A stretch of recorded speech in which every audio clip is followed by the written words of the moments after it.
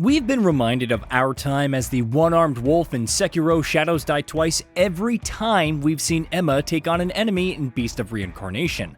They can't really be helped, as it's only natural to think of From Software's incredibly designed take on a loyal shinobi when parry-focused combat comes into play. Factor in a breakable posture gauge, executions, and a katana, and you begin to see why many of us are thinking of Beast of Reincarnation as a sort of Sekiro clone. But is that really the case? Sekiro was a one-man battle against Ashina's worst, with the wolf's mastery of his craft and determination to bring an end to Kuro's torment forcing him to go beyond even death to achieve his goals. Emma, on the other hand, doesn't fight alone, and Ku might just be a companion worth taking along on a mission as deadly as hers. We think that the similarities between the two games and with its basic foundations and visual language. Of course, we come armed with valid points about why that's the case. So let's get right into it. 1. The posture and down gauges. Staggering your enemy by breaking down their posture was the surest way to end a fight on your terms in Sekiro, and the entire mechanic formed the central pillars of a fast-paced, fluid combat system built around aggression and well-timed parries. Chipping away at your enemy's health was only a way to ensure that they weren't recovering their posture fast enough to withstand your onslaught, eventually breaking through their differences for some serious damage. While that might seem like it's the case in Beast 2, there is a crucial difference. Those executions you get to pull off might not be as crucial to the outcome of a fight as we've been led to believe, instead being ways to dish out major damage safely and quickly while your parries feed into Ku's abilities, health, and perhaps even influence the recovery of your own down gauge. It's going to be interesting to see how the down gauge plays out in the final game, but we're quite certain it's going to service the companion and ability systems over favoring only an aggressive combat loop. 2. The rewards for parries. One of the best things about parrying attacks in Sekiro was that the reward was tangible and immediate. Cool visuals and audio effects aside, every successful parry was the wolf's way of accruing momentum in a fight. Parries let you avoid damage, set up counterattacks, break enemy posture, and essentially convert your enemy's aggression into advantages that you surely needed even against grunts. Well, parrying in Beast does help keep your foes off balance, but it's looking like it could be more than that. You see, parries feed your FP bar, which is what you need to allow Ku to use abilities that supplement your own when a fight is underway. That means getting up close and personal with your foes powers another tactical layer, instead of simply building up to an opportunity for some major damage. 3. A matter of managing rhythms. Sekiro almost felt like an almost continuous assault on everything the wolf held dear in the way its story was paced, and in the way that the levels were designed to make combat as relentless as possible. We're not going to forget the climb into Ashina Castle for the first time, or the fight against a field boss and subsequently Genichiro that ensued. It was a game whose rhythm revolved around sustaining pressure and using the right responses to enemy actions. Beast might share that foundation, but we don't think each fight is going to be as relentless and fueled by implicit desperation, since pulling up Ku's ability menu slows down time, allowing for a nice tactical pause to punctuate the intensity of katana-based combat. It could be a better balance between immediate execution of your best moves and a more deliberate tactical approach to deadly threats that we're quite liking. 4. Superior numbers in battle. Part of Sekiro's charm was the fact that Wolf stared down the rest of the world in his efforts to rescue Lord Kuro from those who cared more about the dragon's blood than his well-being. That narrative premise lent itself quite well to a combat system that aimed to give one man everything he needed to succeed, before placing tremendous challenges on the path to his goals, of course. His sword, his prosthetic arm, combat arts, and ninjutsu all extended his own abilities. Emma and Ku, however, fight as a unit, and that immediately opens up options in a battle that a single combatant system simply cannot hope to match. From what we've seen, neither of them are decorative, and learning to weave their abilities together seems like the crux of combat in Beast of Reincarnation, making their partnership a fundamental part of the combat economy on offer. 5. Prosthetics versus Bloom Arts. In Sekiro, Wolf's prosthetic arm was not just a story beat, but a specialized tool tailored to support your playstyle with a variety of switchable attachments. It was a nice way to disrupt enemy attacks, break their shields, absorb and redirect magical attacks, or even apply poison to particularly bothersome foes. It was a tool like no other, working as a direct extension of your shinobi moveset to give you more options in battle.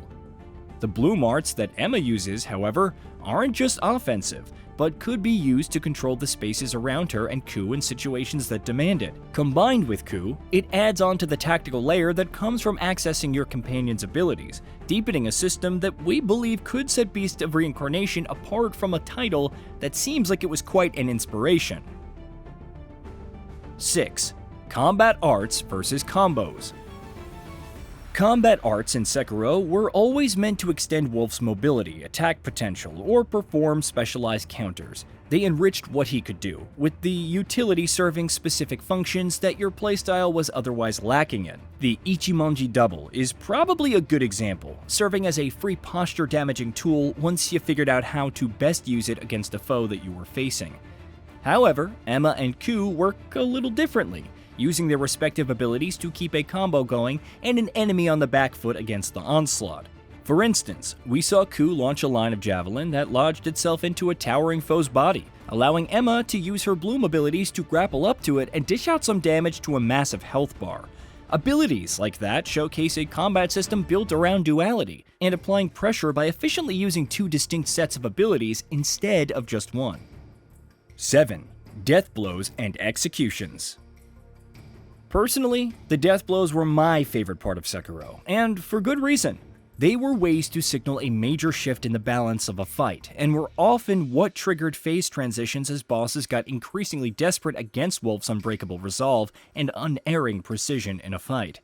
We're not entirely certain that executions and Beast are going for the same kind of vibe, considering how the combat's more centered around continuing combos and keeping your foes on the back foot by being clever about your own abilities. Yes, depleting an enemy's down gauge does put them down for an execution opportunity, but we think those moments might not be as defining to the course of a fight as the promos have made them seem. Of course, we could be proved wrong once the game is out, but it does seem like executions and Beast might not have the same role as death blows. 8. From single combat to the battlefield. Taking on multiple enemies wasn't always the best approach in Sekiro. You could still tear through them if you were good enough, but the Wolf's odds at victory were often vastly improved when you could overwhelm single opponents with lightning-fast attacks to break their defenses. Multiple opponents could mess with that carefully constructed rhythm, and turn the dance into one where a single mistake could mean a trip back to the nearest checkpoint. Emma, however, seems to have no choice but to manipulate the battlefield by feeding Ku's abilities through her own combat prowess. It's a combat loop that moves away from the lone wolf into a duo that synergizes shared abilities to make controlling the battlefield an art. Or that's what it looks like so far, at least. 9. Linear progression versus build flexibility. Wolf was a swordsman for the most part, his skills and shinobi abilities serving as supplements to mastery with his blade. Yes, you could beef up his base stats by taking on side content and hunting down upgrades, but Sekiro wasn't a conventional RPG where you could put together different builds. However, Beast of Reincarnation is aiming to make switching things up a part of an intelligent approach to its world. Narratively, Emma is going to have to stay versatile enough to be one step ahead of the Bloom and the titular Beast, while that need translates to exploiting varying enemy weaknesses as she progresses through the story. Of course, the full range of equipment and gear she's going to find out in the world is yet to be seen, but we're expecting ways to change how Emma and Ku take on varying situations. 10. A singular challenge for those who want it. From Software is famous for remaining uncompromising on the experiences that it aims to deliver, and Sekiro's lack of difficulty options has deterred a few players from taking it on. The default experience is one that's going to send you packing more times than you like to count. And for good reason. It's a part of the game's charm, after all. But as its developer's debut in a new genre, Beast of Reincarnation is bringing 3 modes: Story, Normal, and Hard, in an effort to be more accessible to a wider audience. It's a smart move, as Hard mode is still there for those of us thinking about playing it like Sekiro, while other players could dive right into its story and maybe turn it up a notch from there. That it provides you with a choice is a welcome difference from Sekiro though, Well, you probably guessed that the two games we've been comparing share many structural foundations, but utilize them to deliver vastly different experiences. It's clear that Game Freak isn't trying to make the next Sekiro, and Beast of Reincarnation merely attempts to take some of its best features and weave them into a combat loop where two characters fight as one in battles where they must prevail, for the sake of everything that's good in their world. The stakes are high, and our warriors are capable enough. Are they going to be as compelling as Wolf, though? That remains to be seen. We're liking this one's chances, though. Hey, did you know that we at Gaming Bolt upload new videos every day? Stick around, drop a like, subscribe, and hit that bell. And let us know what kind of content you'd like to see in the future with a comment below.